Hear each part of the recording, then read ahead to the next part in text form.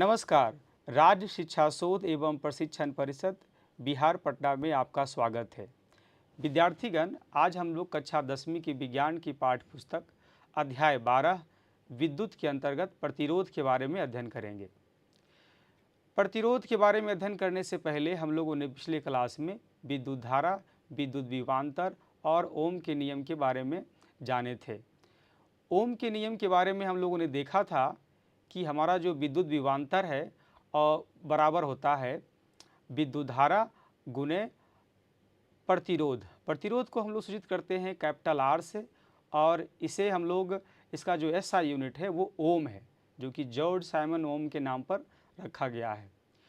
तो हम जैसा देख रहे हैं कि ओम का जो नियम है उसी से विद्युत प्रतिरोध का जो टर्म है वहाँ से आया है, और उसी को लेकर के हम लोग आगे बढ़ेंगे। तो आइए हम लोग अब विद्युत प्रतिरोध के बारे में देखते हैं।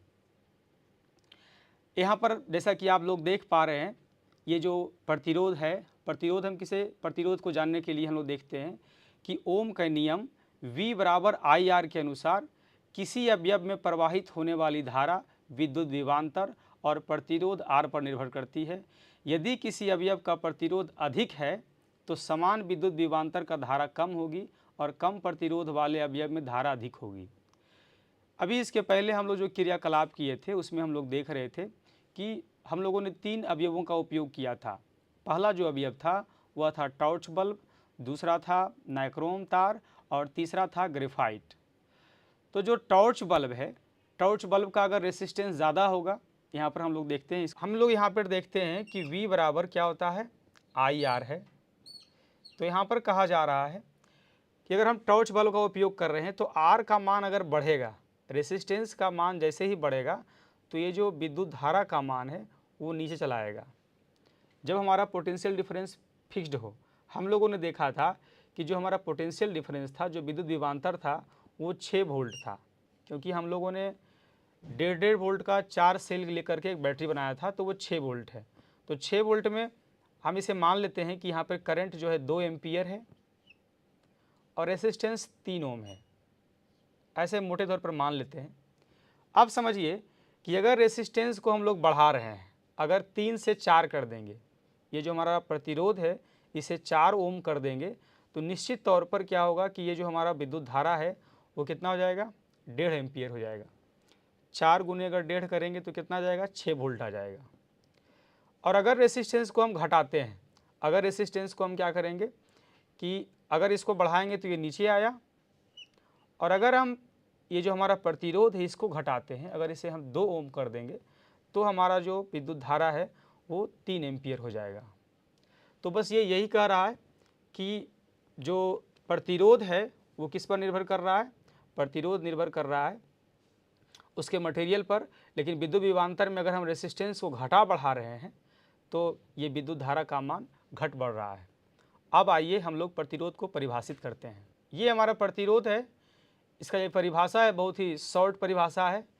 विद्युत परिपथ में वह गुण जो विद्युत धारा के प्रवाह को बाधित करता है। कहता है विद्युत परिपथ में वह गुण, एक पूरा अगर हम सर्किट बनाते हैं तो सर्किट का ऐसा गुण जो विद्युत धारा के प्रवाह को बाधित करता है। ये हमारा मान लेते हैं कि वायर है, इसे हम एक वायर के रूप में लेते हैं और इलेक्ट्रॉन फ्लो कर रहा है, ये इलेक्ट्रॉन फ्लो कर रहा है।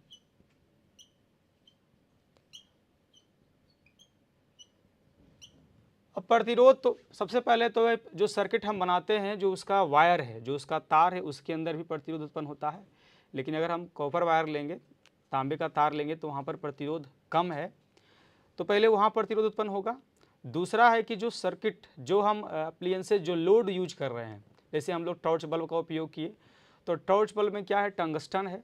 तो टंगस्टन के अंदर ये इलेक्ट्रॉन का प्रवाह जो रोकने का काम होता है, जो उसका अंदर का जो स्ट्रक्चर है, जो एटॉमिक स्ट्रक्चर है, जो इसके प्रवाह को रोकता है, इसके कारण प्रतिरोध उत्पन्न होता है। तो यहाँ पर यही बताया जा रहा है, विद्युत परिपथ में वह गुण जो विद्युत धारा के प्रवाह को बाधित करता है उसे हम प्रतिरोध कहते हैं, और इसे ओम द्वारा सूचित किया जाता है। यहाँ पे हम लिखेंगे, ये हमारा जो है ये ओम है, ये ओम का साइन है। हम जब भी लिखेंगे विद्युत प्रतिरोध को तो हम उसे ओम से सूचित करते हैं, इसका एसआई जो मात्रक है वो ओम है। अब यहाँ पर हम लोग लिखे हैं फॉर्मूला V बराबर आई आर, जो हम लोग देख रहे हैं V बराबर आई आर है। आइए हम प्रतिरोध को परिभाषित करते हैं। तो प्रतिरोध की जो परिभाषा है वो इस प्रकार है, विद्युत परिपथ में वह गुण जो विद्युत धारा के प्रवाह को बाधित करता है। एक पूरा विद्युत परिपथ है और उस परिपथ का ऐसा गुण जो इलेक्ट्रॉन के प्रवाह में बाधा पहुंचाता है। हम जानते हैं कि अगर एक सर्किट हम लोग बनाते हैं तो सर्किट में क्या है कि इलेक्ट्रॉन फ्लो होगा। अगर इलेक्ट्रॉन ए से बी की तरफ फ्लो हो रहा है तो करंट बी से ए की तरफ बढ़ेगा, फ्लो करेगा। तो इलेक्ट्रॉन के फ्लो में, इलेक्ट्रॉन के प्रवाह में अगर कुछ बाधा उत्पन्न कर रहा है तो वो हमारा प्रतिरोध है। इसे हम लोग ओम में मापते हैं। इसका जो एसआई यूनिट है वो ओम है, जो कि हम लोग ओम के नियम में भी देखे थे। और इसे हम लोग यहाँ पर देख रहे हैं कि V बराबर आई आर है। और अगर R का मान निकालेंगे इससे तो R का मान क्या हो जाएगा, V बटा आई, जहाँ पे V हमारा है पोटेंशियल डिफरेंस, विद्युत विभवांतर, और I हमारा है विद्युत धारा। तो इसे हम इस तरह से हम लोग प्रतिरोध को परिभाषित करते हैं। किसी भी तार में कोई भी अगर हम वायर लेते हैं, चाहे वो तांबे का हो, लोहे का हो, एल्युमिनियम का हो, चांदी का हो, नाइक्रोम का हो, किसी भी तार में इलेक्ट्रॉन अगर फ्लो कर रहा है और उसके फ्लो में कुछ बाधा उत्पन्न कर रहा है, बाधा इन द सेंस कि तार का स्ट्रक्चर ही ऐसा हो सकता है कि इलेक्ट्रॉन को फ्लो करने से रोक रहा है।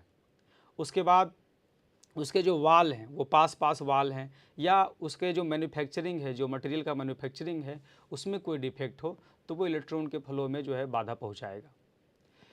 अब हम लोगों ने एक क्रियाकलाप किया था। क्रियाकलाप में हम लोगों ने टॉर्च बल्ब, ग्रेफाइट और नाइक्रोम वायर का उपयोग किया था और हम लोग एक सवाल को देखे थे कि अलग अलग अवयव के लिए विद्युत धारा का जो मान होता है, जो पाठ्यांक है, वो अलग अलग क्यों होता है। तो जो मटेरियल हम लोग, जो अवयव हम लोग उपयोग में लाए थे, उसके बारे में आइए हम लोग विस्तार से चर्चा करते हैं। तो सबसे पहले हम लोग सवाल लेते हैं और सवाल देखिए हमारा इस प्रकार है। सवाल है, विद्युत धारा विभिन्न अवयवों के लिए भिन्न क्यों होती है। तो इसमें लिखा हुआ है, विद्युत धारा का भिन्न होना अवयवों के प्रतिरोध, सर्किट डिजाइन और उनके भौतिक गुणों पर निर्भर करता है। प्रत्येक अवयव की विशिष्ट आवश्यकताओं और सर्किट की संरचना को समझकर धारा के व्यवहार को नियंत्रित किया जा सकता है। तो इसमें हम लोग देखते हैं कि सबसे पहला जो है वो क्या है, प्रतिरोध है। यानी कि प्रतिरोध को, जैसे ये जो रेसिस्टेंस है, अगर इसको हम बढ़ाएंगे तो विद्युत धारा का मान घटेगा, अगर इसको घटाएंगे तो विद्युत धारा का मान बढ़ेगा। ये तो एक बात है।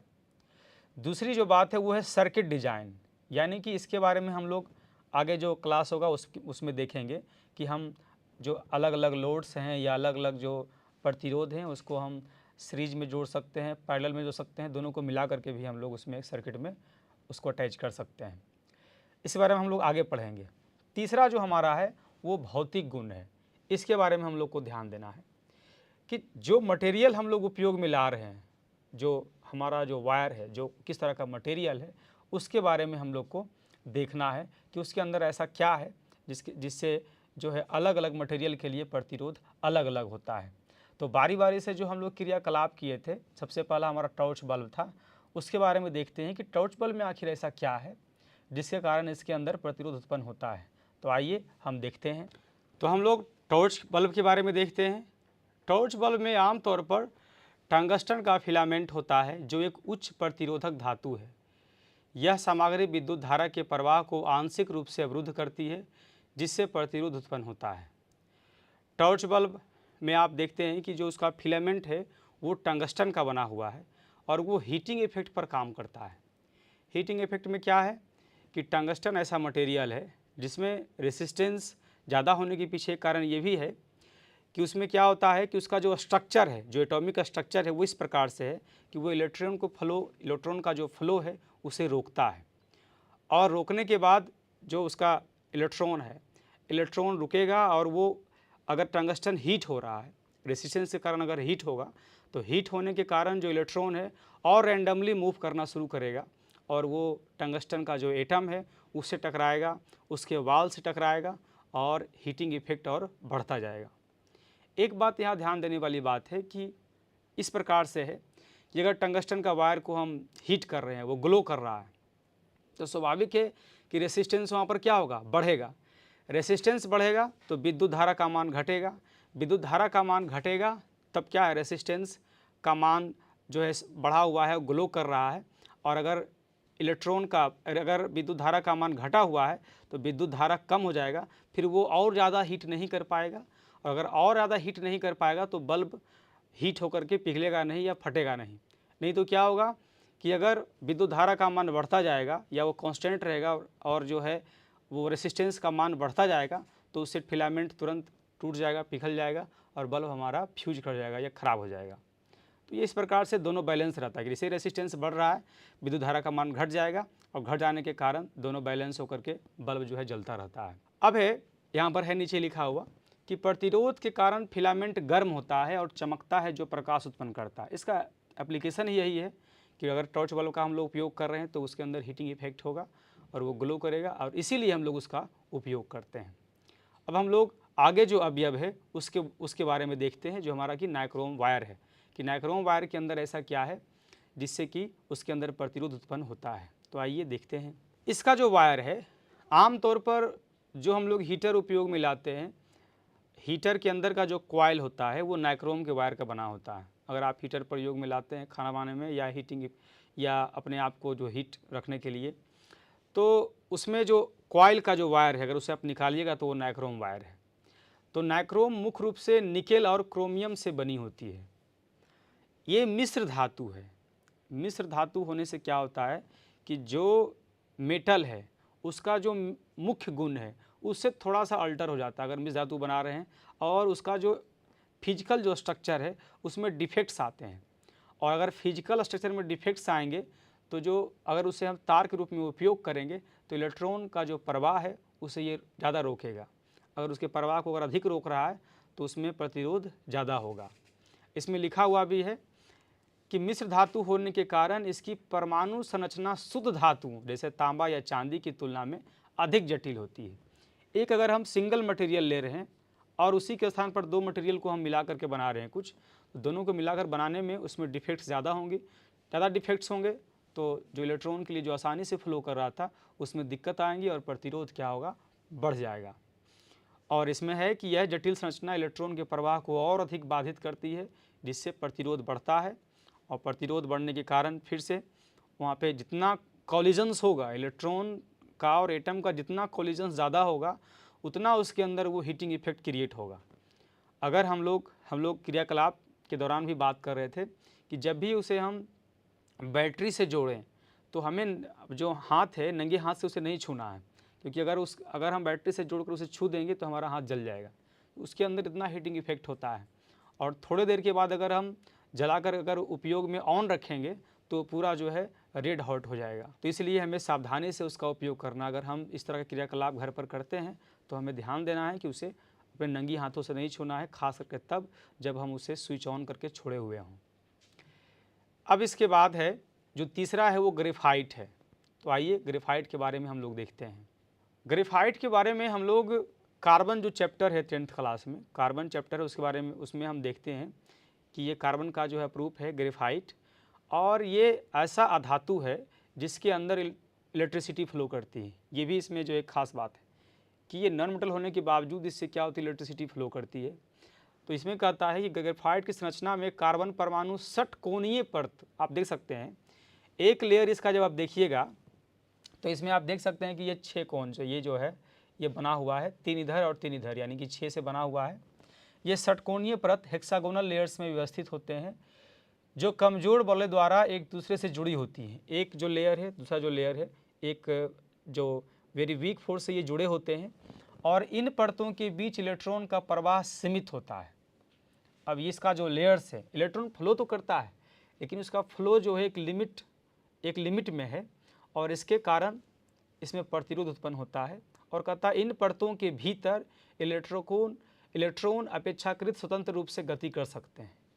ये जो परत है इसके अंदर इलेक्ट्रॉन फ्लो करते हैं, ये दोनों के बीच में कम फ्लो करते हैं, ज़्यादा फ्लो करते हैं, उस परतों के बीच में फ्लो करते हैं। तो एक लिमिट है कि आप हर जगह फ्लो नहीं कर सकते हैं, हर डायरेक्शन में फ्लो नहीं कर सकते हैं और इसके कारण इसमें प्रतिरोध उत्पन्न होता है। और इसीलिए है कि हम लोग देखते हैं कि हम लोग को लगता है कि नहीं जो पेंसिल है वो तो लकड़ी का बना हुआ है और इसमें क्या होगा, और उससे अगर स्विच को दबाते हैं या जहाँ कहीं कहीं भी सॉकेट हो, अगर उसमें इसे डाल देंगे तो हमें करंट का झटका लग सकता है, क्योंकि इसमें करंट फ्लो करता है। तो इसका इसमें भी हम लोग देखेंगे, सावधानी से इसका उपयोग करेंगे। और ग्रेफाइट का हम लोग उपयोग भी करते हैं। ग्रेफाइट का उपयोग हम लोग करेंगे जहाँ पे हमें क्या चाहिए, कम करंट चाहिए। अगर हमें पास करंट है, अगर हम फ्लो करवा रहे हैं, अधिक करंट देंगे, और इधर जो है अगर ग्रेफाइट का उपयोग किए हैं तो इधर क्या आएगा, कम करंट का मान आएगा। इसलिए आएगा क्योंकि उसके अंदर का रेसिस्टेंस बढ़ गया है। तो हमें इस तरह से इसका उपयोग करते हैं। तो अभी हम लोगों ने क्रियाकलाप में देखा कि जो 3 अवयव हम लोग उपयोग करते हैं उनका जो इंटरनल स्ट्रक्चर है, या क्या कारण है, इससे कारण इसके अंदर प्रतिरोध उत्पन्न होता है। अब इसके बाद हम लोग देखते हैं कि ये जो प्रतिरोध के बारे में हम लोग जो अध्ययन कर रहे हैं कि ये एक स्ट्रक्चर है, ये पूरा जो हमारे पास मटेरियल है सबका जो है एक रेसिस्टिविटी है, और रेसिस्टिविटी के कारण जो है सबका प्रतिरोध अलग अलग होता है, और उसे हम लोग परिभाषित भी करते हैं। तो आइए हम उसे देखते हैं। अच्छा, रेसिस्टिविटी के पहले हम लोग देखते हैं कि तांबे का जो तार है, अब है कि अगर कोई परिपथ हम लोग उपयोग में ला रहे हैं, कोई परिपथ अगर उपयोग में लाते हैं तो परिपथ में जो वायर है उसके अंदर भी रेसिस्टेंस होता है। तांबा का तार अच्छा तार है, ऐसे सबसे अच्छा सिल्वर का होता है, लेकिन हम लोग तांबे का तार आमतौर पर उपयोग में लाते हैं। तो तांबा का जो तार है, तांबे की क्रिस्टल संरचना, अब क्रिस्टल संरचना क्या है कि कोई भी तार या कोई भी मेटल जो है उसके अंदर जो एटम्स होते हैं एक खास पैटर्न में होते हैं, उनका जो पैटर्न है वो फिक्स्ड होता है, और जो पैटर्न फिक्स है उसी को हम क्या बोलेंगे, क्रिस्टल संरचना। लेकिन जब हम उसे मिश्र धातु बना देते हैं तो वो जो पैटर्न है वो क्या होता है, चेंज हो जाता है, उसमें डिफेक्ट्स आ जाते हैं। तो तांबे का तार एक सिंगल मटेरियल का बना हुआ है। तो तांबे की जो क्रिस्टल संरचना में इलेक्ट्रॉन परमाणुओं या अशुद्धियों से टकराते हैं, जिससे उनकी गति बाधित होती है। अब अगर तांबा का तार अगर हम लोग बनाए हैं, अगर प्योर कॉपर नहीं है, कुछ उसमें डिफेक्ट्स हैं, तो उसके कारण भी अच्छा अगर मटेरियल नहीं रहेगा, प्योर कॉपर नहीं रहेगा, इसके कारण भी उसमें रेसिस्टेंस ज़्यादा होगा। अब यहाँ पे एक टर्म है, यह बिखराव स्कैटरिंग प्रतिरोध का कारण बनता है। स्कैटरिंग क्या है, कोई भी एटम है, एटम के चारों तरफ इलेक्ट्रॉन मूव कर रहे हैं, दूसरा इलेक्ट्रॉन आ रहा है, तो इस इलेक्ट्रॉन के आने के अगर इससे इंटरेक्ट कर रहा है, यहाँ पे इलेक्ट्रॉन पहले से मूव कर रहा था, इलेक्ट्रॉन के बीच में क्या होगा, विकर्षण होगा, और एटम से वो कोलिजन भी कर सकते हैं। तो कोलिजन या विकर्षण के कारण इलेक्ट्रॉन क्या होंगे, यहाँ से डाइवर्ट होकर के दूसरी तरफ चले जाएंगे, और उसके बाद हम देखेंगे कि इलेक्ट्रॉन का जितना बिखराव होगा उतना प्रतिरोध अधिक होगा। यहाँ है भी, यह बिखराव स्कैटरिंग प्रतिरोध का कारण बनता है। भले ही तांबे में यह बिखराव कम होता है, तांबे का जो रेसिस्टेंस है वो काफ़ी कम है, फिर भी इसके अंदर रेसिस्टेंस होता है, लेकिन यह पूरी तरह समाप्त नहीं, बात है कि यह पूरी तरह समाप्त नहीं होगा। अब इसके बाद हम लोग एक क्रियाकलाप करते हैं और देखते हैं कि किसी भी तार का जो इंटरनल स्ट्रक्चर है वो किस प्रकार से इलेक्ट्रॉन के फ्लो में बाधा पहुंचाता है। तो आप देख सकते हैं कि कांच की गोलियां अधिक समय के लिए इस पर रुकती है, और उसके बाद इलेक्ट्रॉन एक स्थान से दूसरे स्थान तक फ्लो करता है। अब इसमें हम लोग देखते हैं कि किसी भी जो ये वो कैसे, वैसे कौन से कारक हैं जिस पर रेसिस्टेंस जो है निर्भर करता है। तो सबसे पहला कारक है, पहले इसको हम इस रूप से समझते हैं कि प्रतिरोध जो है दो बातों पर निर्भर करता है। एक तो पहला उसका ज्योमेट्री है। ज्योमेट्री का मतलब है कि तार का जो लंबाई है, चाहे तार का जो अनुप्रस्थ काट का क्षेत्रफल है या क्रॉस सेक्शनल एरिया है। तो अभी हम उसके बारे में बात करते हैं। इसके पहले हम लोग मटेरियल पर बात कर रहे थे, उसके एटॉमिक स्ट्रक्चर के बारे में बात कर रहे थे। अभी हम लोग बस ज्योमेट्री पर बात करेंगे। तो ज्योमेट्री में हम लोग देख रहे हैं क्या है, किसी चालक का प्रतिरोध चालक की लंबाई तथा उसके अनुप्रस्थ काट के क्षेत्रफल और उसके पदार्थ की प्रकृति पर निर्भर करता है। तो उसके पदार्थ की प्रकृति पर हम लोग बात कर चुके हैं, और आगे हम रेसिस्टिविटी में बात करेंगे, प्रतिरोधकता पर बात करेंगे। अभी हम लोग बात करते हैं चालक की लंबाई। तो हम लोग इसके बारे में देख रहे हैं कि प्रतिरोध किन कारकों पर निर्भर करता है। पहला हो गया कि जो मटेरियल हम लोग उपयोग में ला रहे हैं उसका ज्यामिति क्या है और वो किस प्रकार का मटेरियल है। तो उसका जो ज्योमेट्री है उसमें सबसे पहला है कि जो रेसिस्टेंस है, जो प्रतिरोध है, वो प्रोपोर्शनल होता है एल का। एल का मतलब क्या हुआ, एल का मतलब हुआ कि अगर कोई तार है, ये हमारा वायर है, इसका क्रॉस सेक्शनल एरिया फिक्स्ड है। अब कहता है कि अगर इस तार का जो लंबाई, इस तार की जो लंबाई अगर उसे बढ़ाते हैं, इसकी लंबाई को अगर हम बढ़ा देंगे, इसकी लंबाई को अगर हम बढ़ा देंगे तो लंबाई बढ़ने से क्या होगा कि रेसिस्टेंस बढ़ेगा, प्रतिरोध बढ़ेगा। ये कैसे काम करता है, इसको सिंपल एग्जांपल से समझते हैं। मान लीजिए हम लोग स्कूल साइकिल से जाते हैं, तो जब साइकिल से स्कूल जाते हैं तो अगर हम बचपन में जा रहे हैं, अपना जो प्राथमिक विद्यालय है उसमें अगर जा रहे हैं तो कम दूरी पर है, गांव में ही है, तो कम दूरी तय करेंगे तो कम ब्रेक लगाएंगे, 5 बार 4 बार ब्रेक लगा सकते हैं। लेकिन अगर हम बड़े हो गए, अब चल पहुँच गए हैं 10th क्लास में, हाई स्कूल थोड़ा दूर है, और अगर लंबी यात्रा हम तय कर रहे हैं तो लंबी यात्रा करने में क्या होगा, ब्रेक हमें ज़्यादा बार लगाना पड़ेगा। ऐसा होता है कि नहीं? या अभी कभी बाज़ार जाना हो, या हमारा जो नानी घर वो पास में हो, वहाँ पे जाना हो, तो जितनी लंबी दूरी तय करेंगे उतना बार ब्रेक लगाना पड़ेगा। ठीक उसी प्रकार से ये तार है, जितना लंबा होगा, ये मान लीजिए कॉपर वायर है, ये जो है कॉपर वायर है, CU है, कॉपर वायर है, और इसका जो क्रॉस सेक्शनल एरिया है, मतलब जो रोड की जो चौड़ाई वो समान है, प्राथमिक विद्यालय के पास भी, हमारा जो हाई स्कूल है वहाँ भी, नानी घर वाला भी। अब हम साइकिल से जा रहे हैं तीनों विद्यालय, एक तो पास में है, तुरंत चले गए, 2 बार ब्रेक लगाए, हाई स्कूल गए तो 4 बार ब्रेक लगाए, नानी घर अधिक दूर है तो 10 बार लगाए। तो जितनी लंबाई बढ़ेगी उतना बार क्या होगा, ब्रेक बढ़ेगा। तो जितनी लंबाई यहाँ पे बढ़ती है, इलेक्ट्रॉन का जो कोलिजन्स है, जो एटम से कोलिजन्स है और जो वाल्स है, ये वाल्स के बीच से जो कोलिजन्स है उसकी संख्या बढ़ेगी और प्रतिरोध क्या होगा, बढ़ जाएगा। एक ये बात है। दूसरी बात है कि रेसिस्टेंस प्रोपोर्शनल होता है 1/A, जो है ये इन्वर्स प्रोपोर्शनल होगा क्रॉस सेक्शनल एरिया का। ए का मतलब क्या हुआ, ये क्रॉस सेक्शनल एरिया है, अनुप्रस्थ काट का क्षेत्रफल है।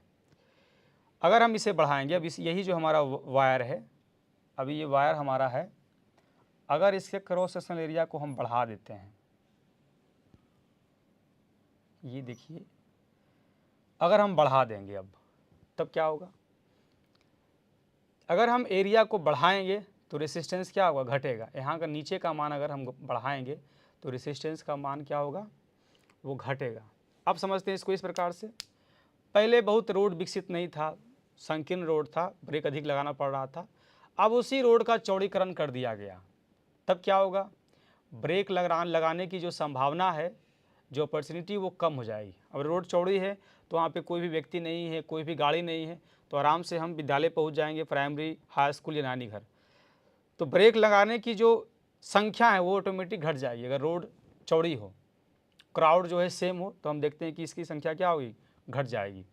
यहाँ पर क्या हो रहा है, जो हमारा इलेक्ट्रॉन है, इलेक्ट्रॉन का कोलिजन्स जो है, ये जो हमारा वाल है, वाल अगर क्रॉस सेक्शनल एरिया अगर बड़ा है तो वाल से जो है कम टकराएगा, और वाल से कम टकराने के कारण यहाँ पे रेसिस्टेंस जो है कम लगेगा।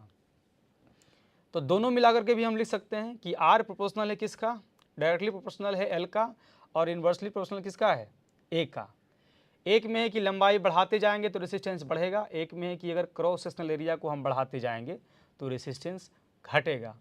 ये दोनों को मिला करके हम लोग लिख सकते हैं इस प्रकार से कि R हमारा प्रोपोर्शनल है किसका, L/A का। L बढ़ेगा तो R बढ़ेगा, L घटेगा तो R घटेगा, A बढ़ेगा तो R जो है क्या होगा, घटेगा, और A को घटाएंगे तो R बढ़ जाएगा। अब इसको हम लोग कंक्लूड करते हैं कि R जो रेसिस्टेंस है वो किन किन बातों पर निर्भर करता है। सबसे पहला कि वो जो अगर एक मटेरियल है तो उसकी लंबाई बढ़ेगी तो रेसिस्टेंस बढ़ेगा। अगर उसका क्रॉस सेक्शन एरिया को अगर हम बढ़ाएंगे, इन्वर्सली प्रोपोर्शनल है, अगर इसके मान को अगर हम बढ़ाएंगे तो रेसिस्टेंस जो प्रतिरोध होगा वो क्या होगा, घटेगा। और तीसरी बात जो आ गया, अनुपातिक स्थिरांक जो हमारा रो है, रो हर एक मटेरियल के लिए अलग अलग होता है, जो जितना अच्छा कंडक्टर है उसका रो का मान जो है उतना कम होगा। तो ये 3 बातों पर निर्भर कर रहा है। इसी से संबंधित हम लोग एक अगले क्लास में क्रियाकलाप करेंगे। तब तक के लिए धन्यवाद।